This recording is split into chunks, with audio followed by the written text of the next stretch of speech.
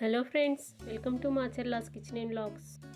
Winter special క్రిస్పీగా ఉండే తామర గింజలతో స్వీట్ స్నాక్ రెసిపీ అండి. ఇది చాలా బాగుంటుంది పిల్లలకి. ముందుగా స్టవ్ పైన ప్యాన్ పెట్టుకొని 1/3 కప్ వరకు నువ్వుల్ని వేసి సిమ్లో నిదానంగా డ్రై రోస్ట్ చేసుకొని వేరే ప్లేట్లోకి తీసుకోవాలి. మళ్ళీ అదే ప్యాన్లో 1 కప్పు వరకు తామర గింజల్ని వేసుకొని క్రిస్పీగా అయ్యే వరకు డ్రై రోస్ట్ చేసుకోవాలి.